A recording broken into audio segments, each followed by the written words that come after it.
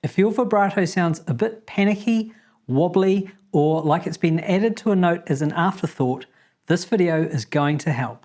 Hey, it's Owen, and in this video I'm going to show you what weak vibrato sounds like, what good vibrato sounds like, and 3 simple fixes to make it sound more controlled and musical. That's a problem. That sounds like the note has just lost its confidence halfway through. Now here's the same note, but with better vibrato. Straight away that sounds more finished, and that's really what vibrato does. It's not just wobbling the note round for emotional reasons, it's giving the note shape, confidence, and a bit of life. Fix number 1, start with a good note. The first fix is simple. The note has to sound good before the vibrato starts. A lot of players hit the note and just start shaking it around as if it's there to try and distract from something that just happened. That is not the job. You want the note to land first. That sounds rushed. Now this,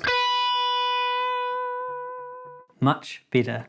The note arrives, it sits there, and then the vibrato is added on at the end to give it a bit of character. So fix number 1, don't rush the vibrato. Let the note land first. Fix number 2, make the movement even. The second problem is that a lot of vibrato is just too random. Too fast, too uneven, too nervous. It ends up sounding less like expression and more like the guitar is having a mild disagreement with itself. What you want is a movement that is even and controlled. Not necessarily huge, not necessarily fast, just controlled. That sounds all over the place. Now this, that sounds much more musical. For the speed of vibrato, there's a lot of different speeds. You can play it fast, medium, slow.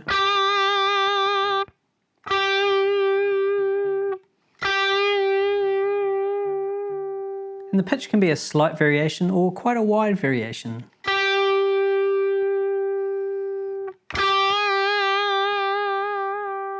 A good way to think about it is this. Pick a speed, pick a width, and try and keep them consistent. So fix number 2, make the vibrato movement even. Fix number 3, use your wrist, not just your finger.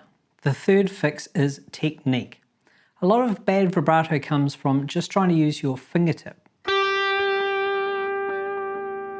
which gives you that tiny, twitchy, nervous sound. A couple of things that really help with getting a good vibrato.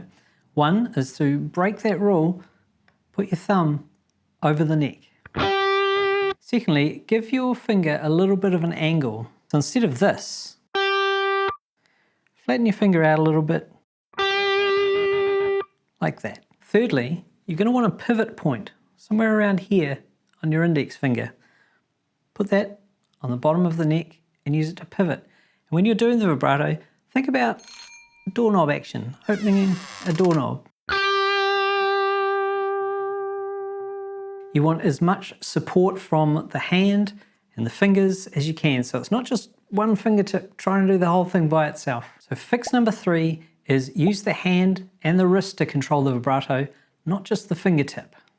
So that's the trick with vibrato. You're not just shaking the string and hoping it sounds expressive. You're controlling how the note moves after it arrives. Let the note land first, keep the movement even, and use a technique that allows you to control the note. Do that and your vibrato will start sounding expressive instead of anxious. And once you've got that working, the next step is to put that vibrato on bends, which is where things start getting really interesting.